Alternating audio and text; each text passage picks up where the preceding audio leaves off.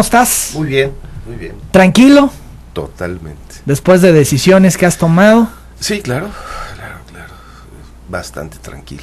Fíjate que yo quisiera que iniciáramos esta plática, que nos contaras por qué decides en un primer momento participar por la dirigencia del PRI. ¿Y por qué no? Sí, pues de alguna manera fuiste de los que se anotó, que incluso recorrió parte del estado, si no es que todo el estado, se reunió con gente, con delegados, y dijo: yo quiero ser dirigente del PRI en este momento coyuntural, en este momento donde el PRI en Tabasco es oposición después del descalabro del proceso electoral de julio, donde por primera vez el partido pierde el gobierno.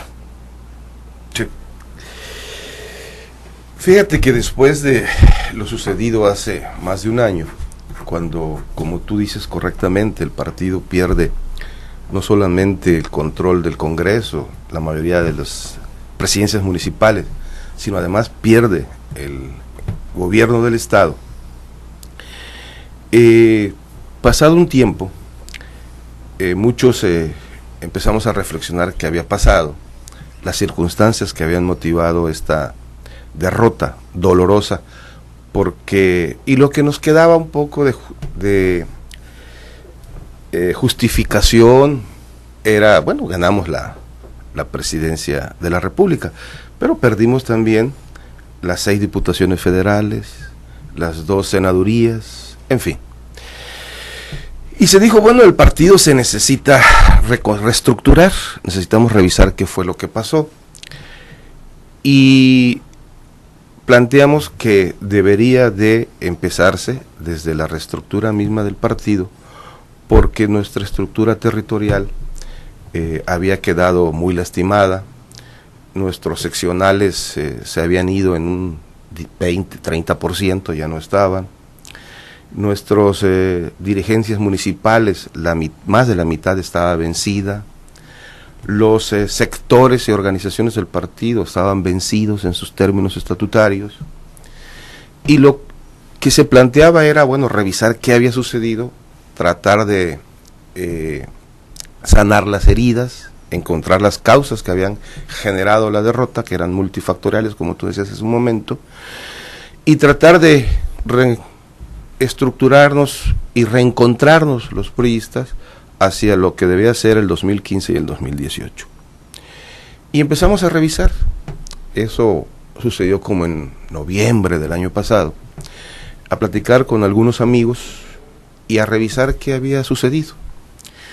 Y lo que encontramos fundamentalmente era que había un sentimiento de desamparo, de abandono de la militancia, que la forma como se había operado electoralmente había lastimado mucho a quienes tradicionalmente defendían la camiseta del partido en las secciones electorales, que no se habían tomado en cuenta y que se necesitaba cambiar la dirigencia del partido. Pero se dijo, bueno, sería muy lamentable cambiarla a estas alturas del partido, porque en julio tiene que irse estatutariamente la dirigencia. Veníamos de 2 interinatos y bueno, habría que esperar a que se venciera la dirigencia actual. Pero dentro Memo, pero yo creo que es importante puntualizar. Decías, hubo abandono. ¿Hubo abandono de la dirigencia del PRI y del candidato del PRI al gobierno? Sí, bueno, estoy hablando ya de después de la derrota. Pero hablabas también que no se operó correctamente. Sí, es correcto. No y quien operó, bueno, fue la gente de Jesús Alí, su gente cercana, sus allegados, Adrián Hernández Balboa, en fin. Hubieron problemas, ellos son responsables, Memo, de lo que pasa. Son responsables todos, o sea, realmente. Pero quienes tomaban las decisiones en esos momentos son los que en un momento dado complicaron el escenario, generaron esta sensación que tú nos compartes esta mañana. No, es un problema, si entramos un poquito a analizar, es un problema más amplio, pues. A ver, digamos las cosas como son. ¿Qué sucedió en el partido en este proceso de selección de candidatos a gobernador? Pues como nunca encontramos que se fueron creando expectativas en torno a 2 aspirantes y se permitió de parte de quien en ese momento dirigía los destinos del Estado. Esto es Luis Felipe Graham y Humberto Mayans. Exacto. Y fueron formando y creando un término que a mí en lo personal me choca mucho, ¿no? Las famosas estructuras. Y fundamentalmente estructuras que giraban en torno a recursos económicos, no en torno a una empatía con quien podría ser el candidato, sino en torno. ¿Y qué generó esto? Pues generó que dividiéramos profundamente al militante. Culpa de Andrés Granier por generar este escenario. A mí no me gustaría señalar así, yo digo que es culpa de todos, porque también lo permitimos. ¿Me explico? Porque ahorita pero son las cúpulas, Guillermo, quienes siempre toman las decisiones, sí, claro, y siempre convencen a las bases. No, yo no culparía a las bases. Cuando digo culpa de todos, me refiero a la estructura o a la burocracia priista, ¿no? Las bases, te doy un dato, el voto duro del PRI hoy, a pesar de todo, sigue siendo un 3% superior al voto duro del PRD. El voto duro, el simpatizante.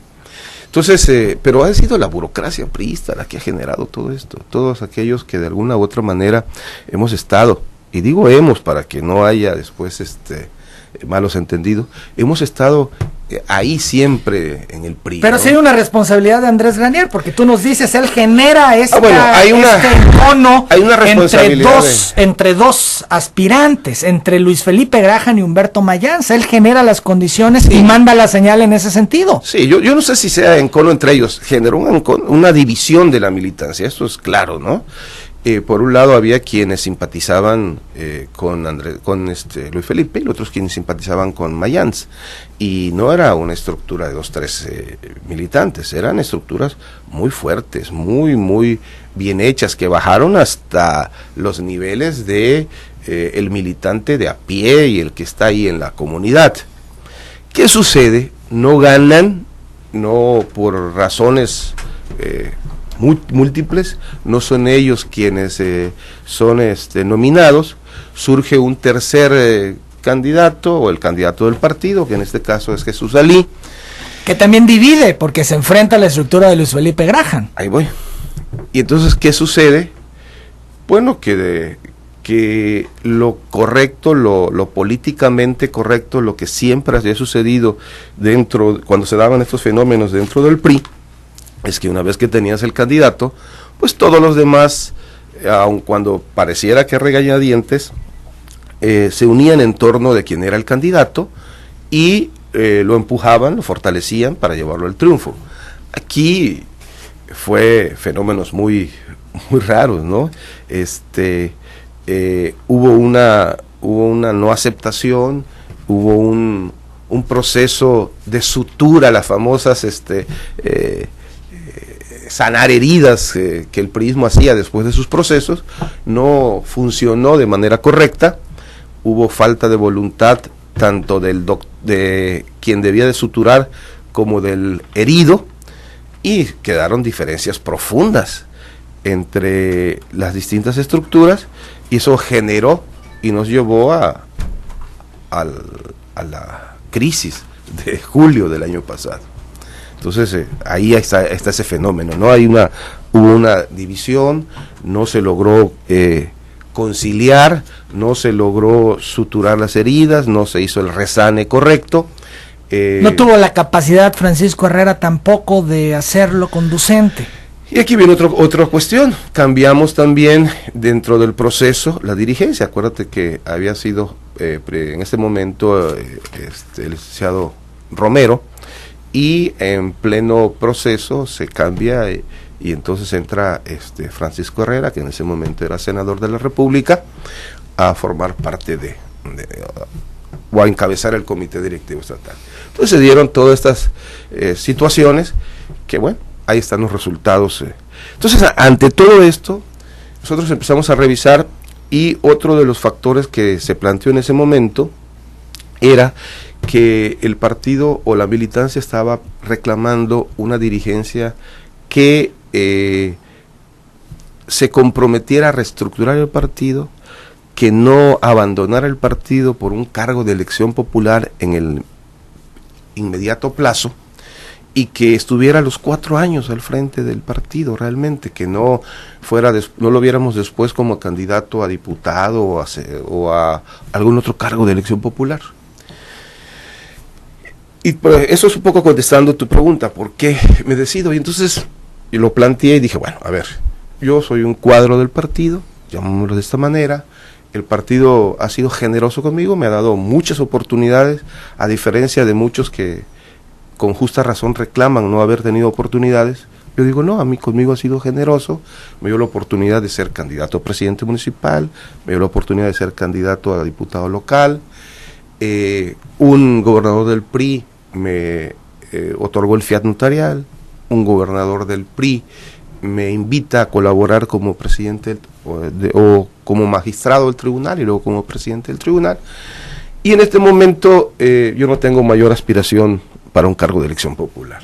Y si el partido necesita que alguien de sus cuadros esté allí, pues lo hago con todo gusto.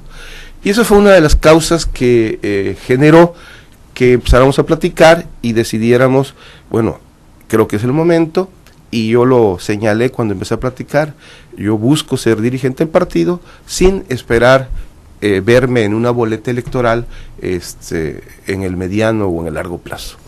8 de la mañana, 52 minutos. Se ha hablado mucho de los grupos que estuvieron atrás impulsándote. Sí. De entre ellos el de Benito Neme. ¿Estuvo detrás Benito Neme? ¿Me lo respondes después de la pausa? Volvemos. Sí.